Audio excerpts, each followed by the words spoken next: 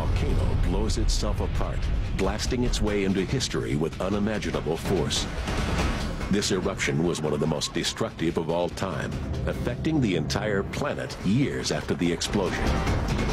Mount Pinatubo in the Philippines, June 15, 1991.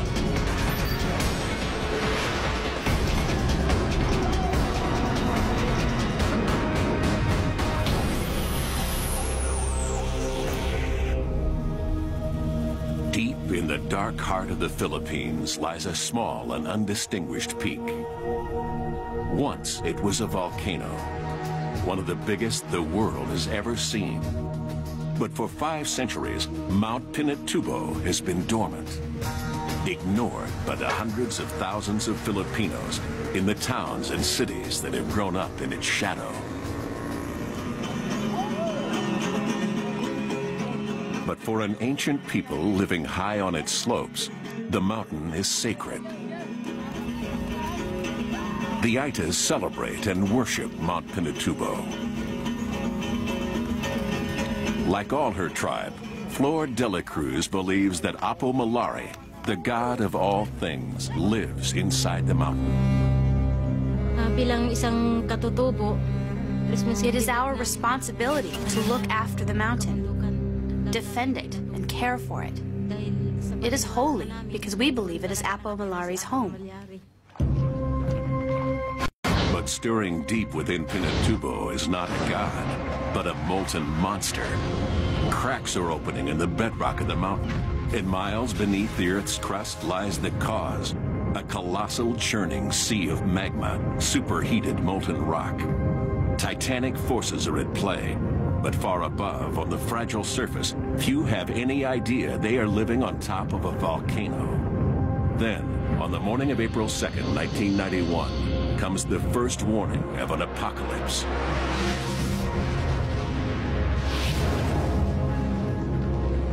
A series of small explosions rocked the remote summit of Pinatubo.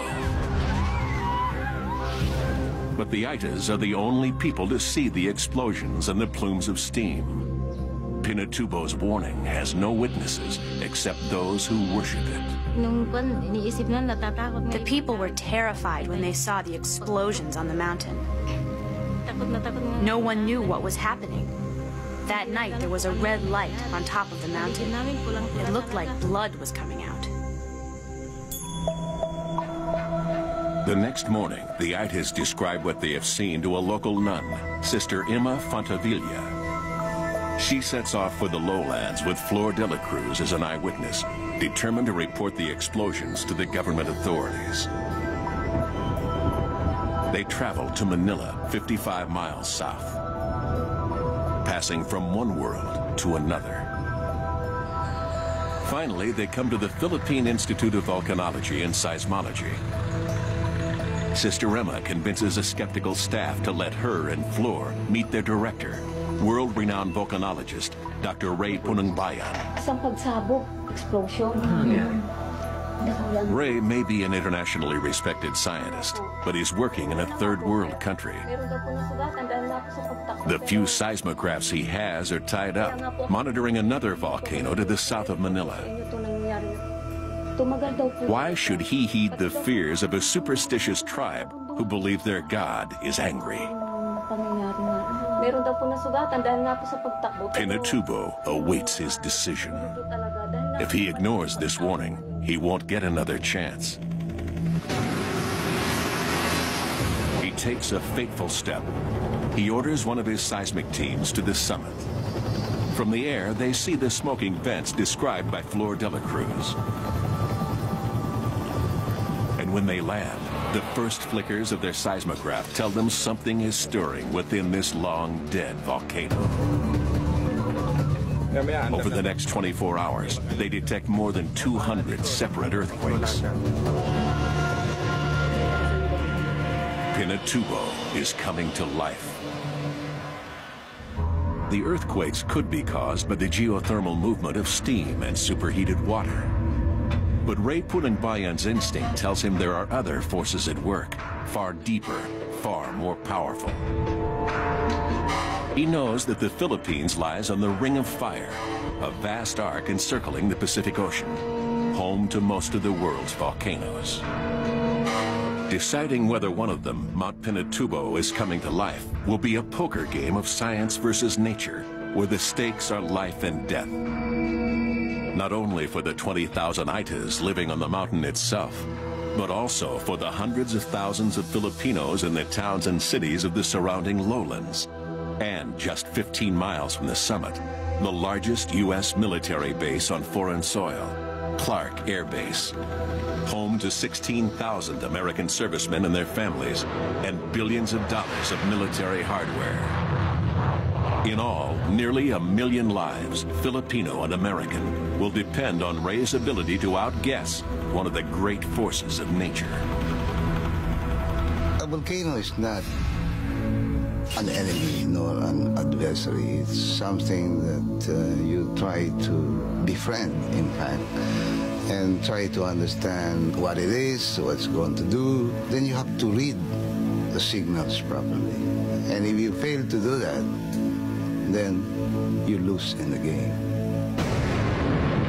Trying to predict a volcanic eruption is not for the faint-hearted. It is part science, part gut instinct. And there are few seismic detectives who can successfully track these killers from the deep earth. Ray knows that a volcanic eruption cannot be stopped, but it can be escaped. If Pinatubo is on the boil, it will be his job to say when it's going to blow. And he will get only one chance. If he calls an evacuation too early, those ordered out of the danger zone will come back. And if he calls it too late, hundreds of thousands may die. For days, his team tracks the earthquake swarming deep beneath the mountain, but their equipment is outdated.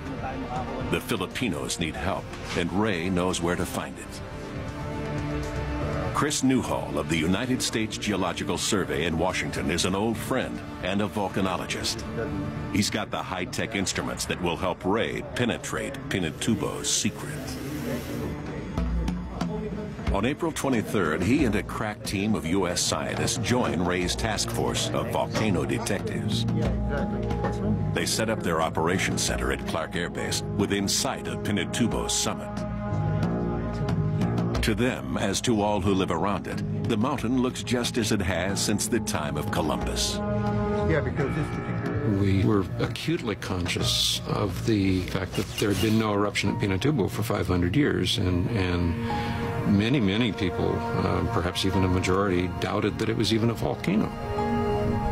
Ray and his team know Pinatubo is a volcano, but what kind and how dangerous? While some volcanoes, like Mauna Loa and Kilauea in Hawaii, release free-flowing rivers of lava, the most catastrophic type of eruptions are explosive. Mountain loads of magma that detonate suddenly and usually without warning. Instead of lava, explosive volcanoes hurl out massive pyroclastic flows, superheated tidal waves of rock and ash. It's a hot hurricane or hot blast of rock and ash and gas. And we know enough about pyroclastic flows to know that virtually nobody survives. Ray and Chris study aerial photographs to plot the footprint of Pinatubo's last eruption. They are shocked by what they see in the maps and the ancient geological record. An explosive volcano as big as any in history. I think the oh my God moment came very early. We could see straight away that the kind of explosive eruptions that had occurred in the past from Pinatubo were of the same order of magnitude as what had occurred at Krakatau in 1883. Krakatoa, a remote Indonesian island, blew up in 1883 and remains the deadliest volcanic eruption in recorded history. The detonation was heard 3,000 miles away and created a tsunami 100 feet high that drowned 36,000 people. And in Pinatubo's eroded canyons, Ray and Chris find evidence of a Krakatoa-sized eruption. Pyroclastic flows that once incinerated and buried the land under Clark Air Base. Could it be capable of such a cataclysm again? The seismographs trace a veiled but deadly threat. 1 million lives hang in the balance. 1 million unwitting souls dependent on just a few. Ray and his team are intensely worried about Pinatubo's awesome past. And the seismologists continue to detect clusters of earthquakes deep beneath the surface. Ray has ordered an evacuation of the immediate area around the summit. Only the Aitas are affected, but to them it is heartbreaking. To them, leaving their sacred land also means turning their backs on their God.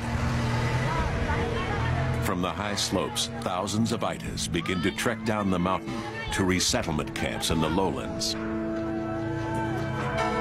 But in a remote ravine on Pinatubo's southeast face, one tribe of Aitas has decided to stay and put their fate in the hands of Apo Malari. Hiding from the Army and the Air Force, whose job it is to ensure Ray's evacuation order is carried out, they seek shelter in a cave.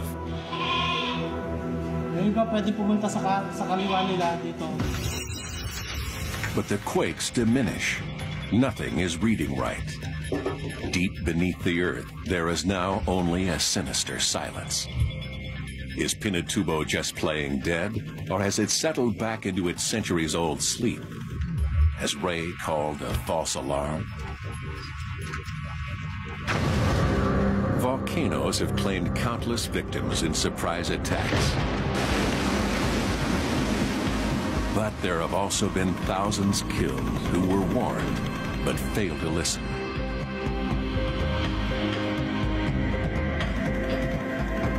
In 1985, the city of Armero in Colombia is buried by a volcanic flow. In the weeks and days before, scientists told those who lived here that Mount Nevado del Ruiz was going to erupt.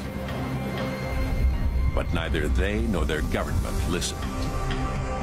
23,000 people died. Nevado del Ruiz is etched onto the mind of every volcanologist. It was a terrible tragedy. It was completely avoidable had people understood what the hazard was that they were facing. They could have actually walked to safety.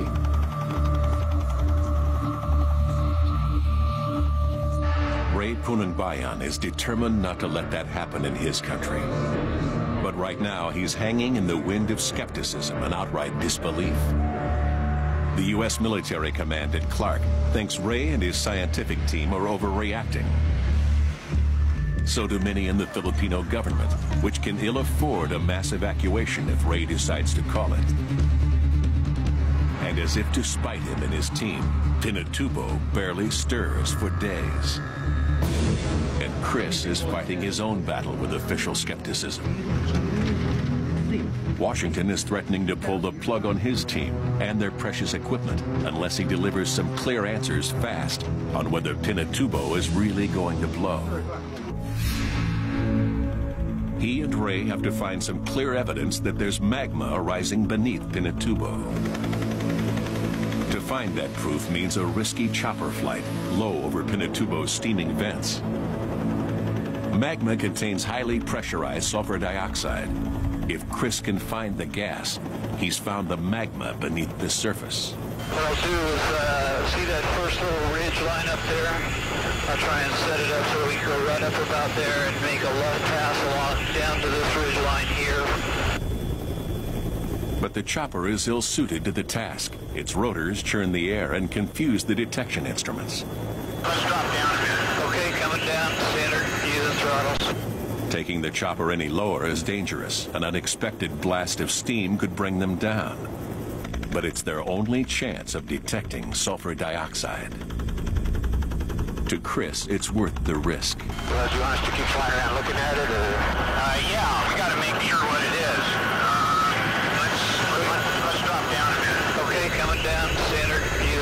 us. He finds sulfur dioxide, tons of it, escaping from the volcano's vents.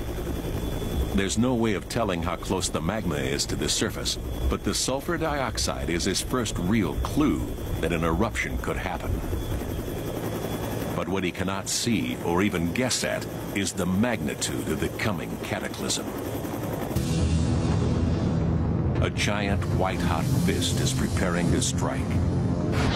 But little on the surface gives any sign that a mega eruption is brewing. Just ahead, as Pinatubo wages its war on the Philippines, soldiers at the U.S. Air Force Base are forced to leave, while a local tribe hunkers down in a nearby cave. Surviving will be right back. For 2 weeks, the team at Clark monitors the sulfur dioxide levels over the summit. For 2 weeks, they hold steady. Then suddenly, they plummet. It can mean only one of two things. Either the magma has subsided and Pinatubo has called off its attack, or it is blocked and pressurizing. A gigantic powder keg that could blow catastrophically at any moment. Ray has to make the call. Is Pinatubo going up, or is it going quiet? It is an awesome choice to make. An eruption could happen in a day or a decade. Volcanoes do not keep the time of men. We know the stakes are high. We don't know how long the fuse is. You have to work fast. People in Los Angeles have really... With the tragedy of Nevado del Ruiz in Colombia haunting him, Ray decides the moment has come to call his enemies bluff. A more climatic eruption that will soon occur. He finally orders a general evacuation of the provinces around Pinatubo. The call goes out to almost 1 million people.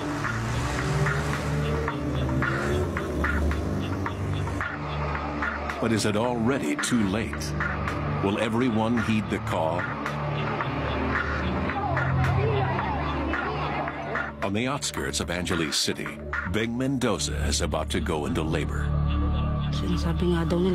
None of us believed the volcano was going to erupt. Neither she nor her family believe what they're hearing about Mount Pinatubo. Most days they can't even see it through the tropical haze.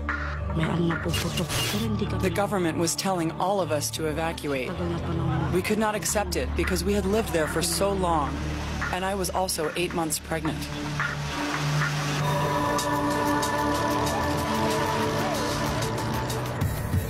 Ordinary Filipinos are reluctant to leave their homes, and at Clark, the military is even more hardline against the idea of evacuating the base.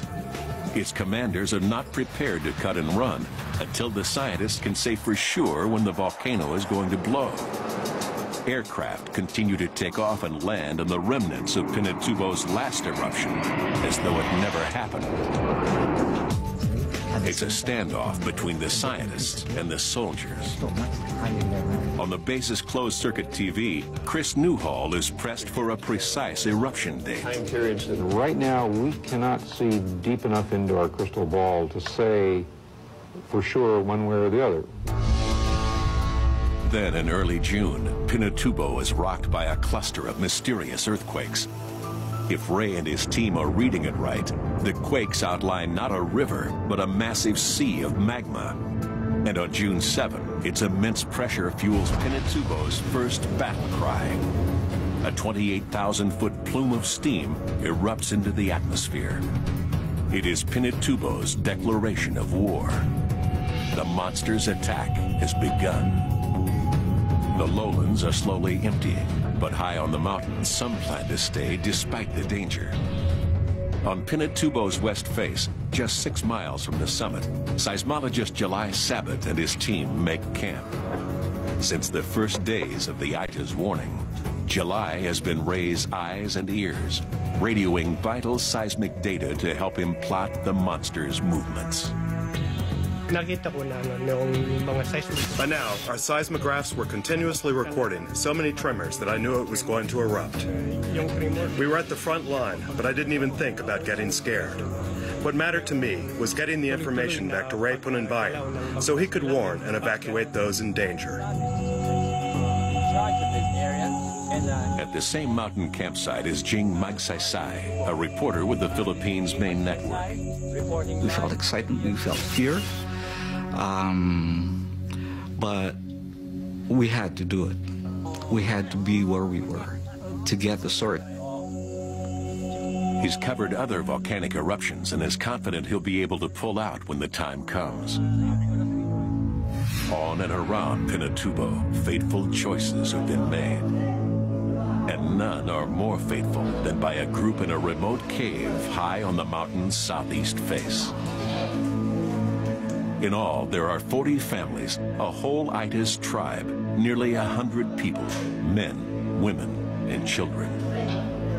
Some are here to keep faith with their God, some because they do not want to leave their homes, and some because they believe that no matter what is coming, they will be safe in the cave. A tribesman named Sebio waits with his wife and young son for the judgment of Apo Malari, the god of Mount Pinatubo. 10 miles away, the military has finally issued its evacuation order. At Clark Air Base, they're recording a constant stream of earthquakes, sometimes at the rate of 1 a minute. The pride of the U.S. Air Force is being deserted.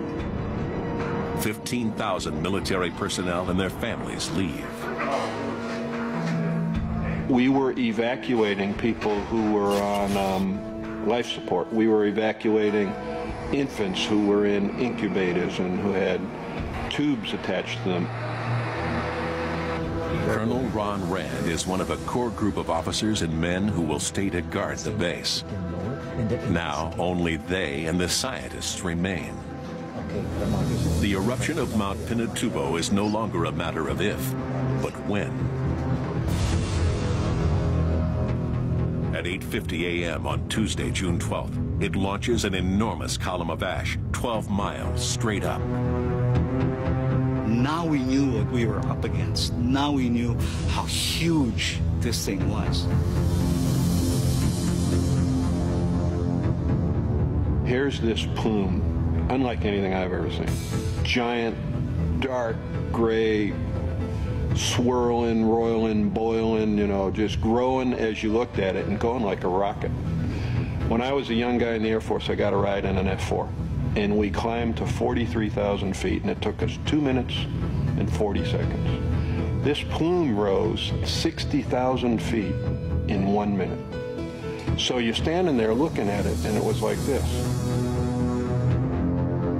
So powerful is the force of the eruption that even its sound waves shoot straight up. Those watching on the ground hear nothing. This awesome event takes place in absolute silence.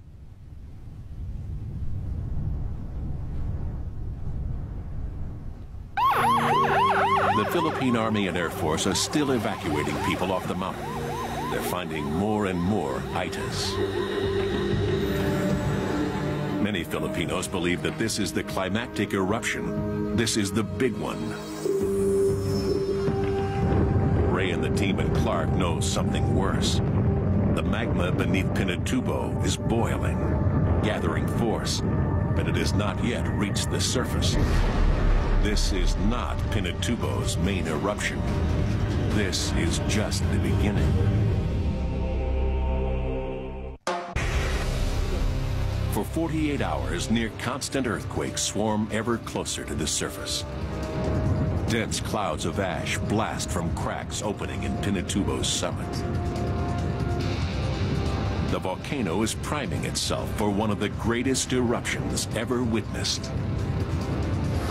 On the mountain itself, the Philippines Air Force is still rescuing small groups of itas. But those being found and flown to safety are telling their rescuers of others who have stayed, a tribe of itas who won't come down. On the lowlands, tens of thousands of people are on the move. With ash billowing down from the mountain, village after village empties as their inhabitants flee. As night falls, the darkness around Pinatubo is broken by the constant cracks of earthquakes as the sea of magma builds up unimaginable pressure. There are only hours left before the hellfire reaches the surface and breaks free. Just beyond the foothills of Pinatubo, the scientists at Clark Air Base wait out the night. The seismographs are steadily warning of a cataclysm even greater than they have predicted. The tension is intense. Everyone is exhausted. Most are frightened, but none think of leaving. Seismologist P.J. De Los Reyes is scared by what she's seeing in the seismic readings. For me, as far as I'm concerned, it was something I had to do. There was no choice anymore. I mean, my kids needed me, but my country needed me more. So there wasn't any choice. The minutes tick by. It is a countdown to catastrophe. Then at 5:55 a.m., the seismographs go off the chart. It has begun. What those left at Clark witness is almost beyond imagination. The western horizon is one giant boiling cloud of ash. Pinatubo's climactic eruption sequence has started. Watching in awe, geologist Leo Bautista understands the danger they now face. Those who have done so much to warn others are now directly in harm's way. The first thing that came to my mind is I might not see my family again. I've been away for maybe 1.5 months already from my house and from my family, and I was wondering whether I'll have the chance to see them again. So.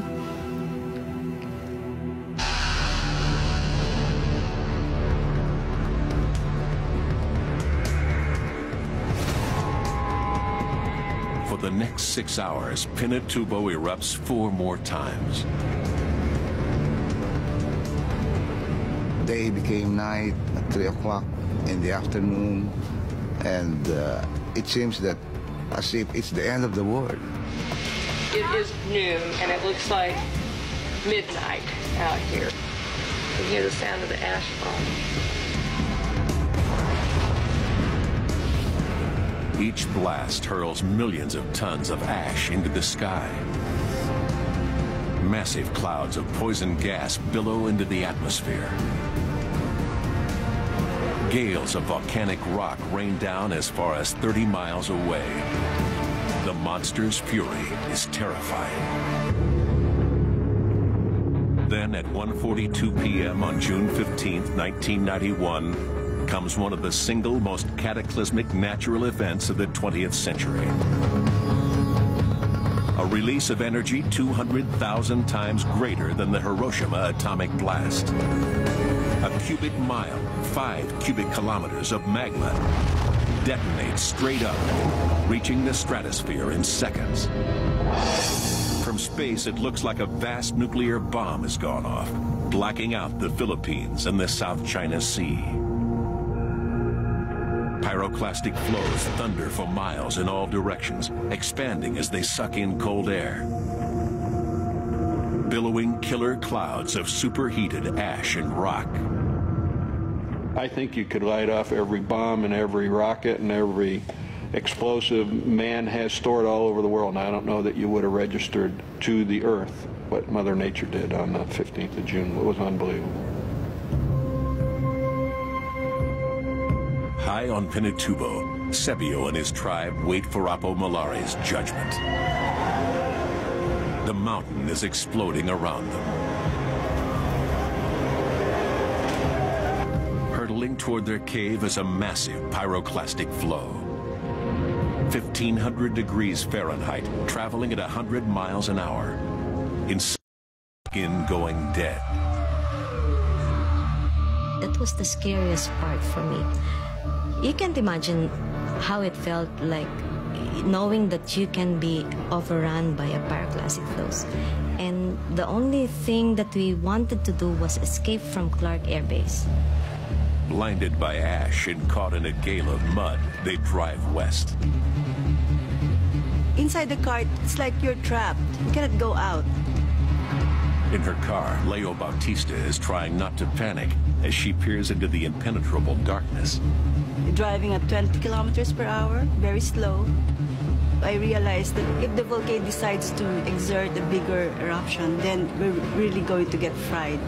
We're really going to die. Ron Rand loses the rest of the convoy. He is left alone to wonder what's out there. I mean, it was everything from the utter darkness to the roaring rocks and stuff flying all over the place, earth rumbling from continuous earthquakes. You would get pelted by the stuff coming through the sky. I was beginning to think, this is a fine mess I got myself into now, you know. For a harrowing hour, he drives on, trying to find the convoy. Behind him, pyroclastic flows reach the very gates of the base. But by then, they've made it to safety. Pinatubo made me realize, you know, there but for the grace of God go out. You know, I could have been swallowed up and gone, and nobody would have ever been the wiser. But Pinatubo is not through with the Philippines. This once-in-a-century volcanic eruption is about to be joined by another elemental force of nature. The catastrophe is far from over. Of surviving. Of the 1 million people once threatened by Mount Pinatubo, only a few hundred remain in peril. Its slopes and lowlands are almost totally deserted. It seems man will escape the monster's wrath. And so he might, but for the volcano's murderous accomplice. A super typhoon named Yunya. It is an incredible and deadly coincidence of natural events. Racing across the South China Sea, Typhoon Yunya reaches Pinatubo just as the volcano enters its most cataclysmic phase. It is a 1-2 killer punch, the worst possible combination of calamities. It's unbelievable. It's just simply unimaginable that these two things can happen at the same time. So you're in the middle of a battle between the forces of nature, and you're right in the middle of it. Billions of tons of ash are caught by lashing winds and torrential rain, turning the sky above Pinatubo into a boiling mudstorm. To those caught in it, it's as if concrete is pouring from the sky. House after house, building after building, falls to the devastating mudstorm.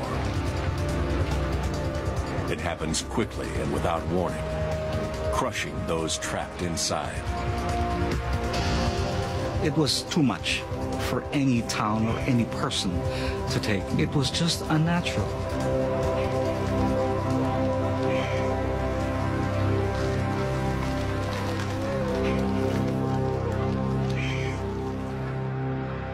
The scene is being repeated in all the provinces around Pinatubo. Beng Mendoza fled with her family only days before. Her house lasts barely 15 minutes before collapsing under its immense load of volcanic mud. The mudstorm will be the catastrophe's most immediate killer, but it is not the only one.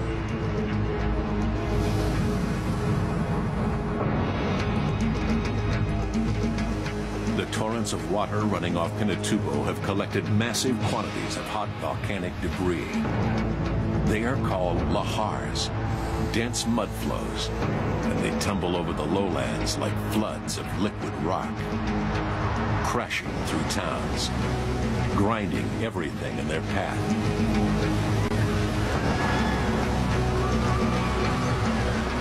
For 15 hellish hours, the monster of Pinatubo hurls everything it can at the Philippines.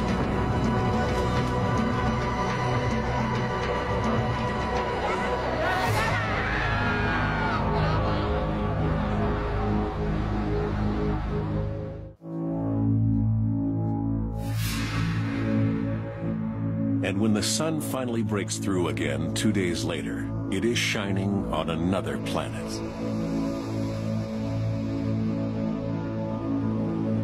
From horizon to horizon, it is a moonscape, a lifeless black and white world.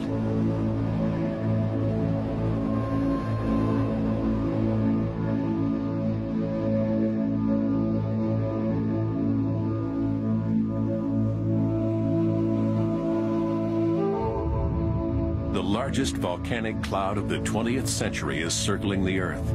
It will significantly alter global temperatures for the next 3 years. The biggest American military base on foreign soil is destroyed. Clark will be abandoned by the greatest military power on Earth, beaten by a force more destructive than any human enemy.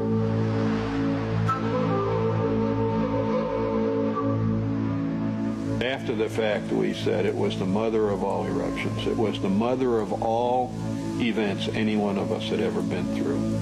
It was huge, it was scary, it was powerful. I know it changed the way I thought about the world we live in. Nature did its very worst, but its opponents, men like Ray Punangbayan and the men and women who worked with him, did better. Incredibly, in this awesome natural event, fewer than 300 people lost their lives, when it could have been hundreds of thousands. It is a victory for man. A human catastrophe was averted.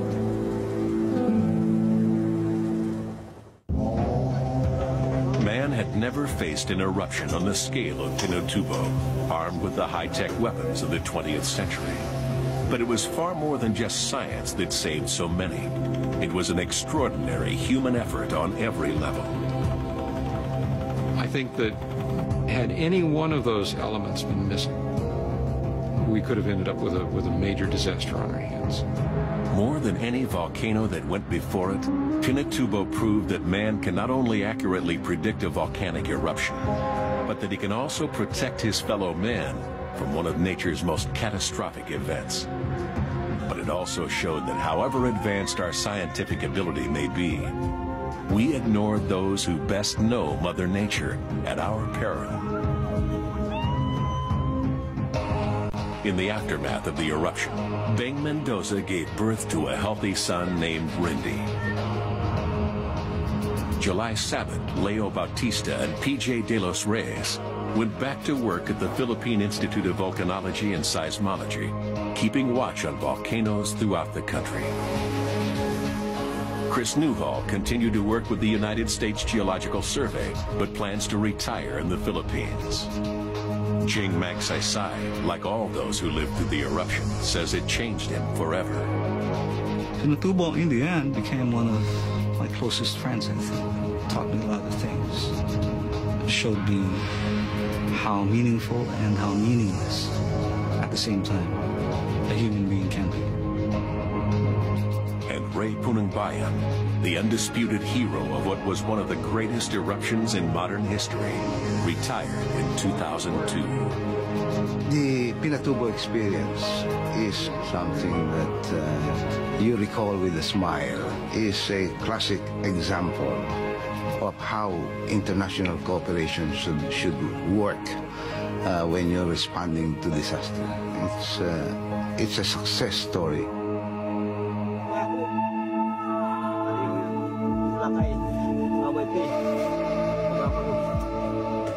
To this day, the Aitas who perished in the cave on the mountain have remained where they fell, their skeletons awaiting a reburial. But now, Sebio and his people gather their bones and carry them to their new village, where they are laid to rest in a tomb sealed with the ashes of the volcano.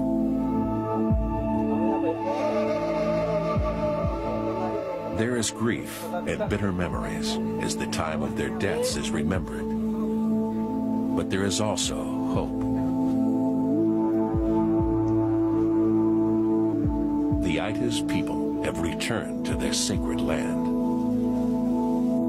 Their mountain may have changed, but their God is at peace again.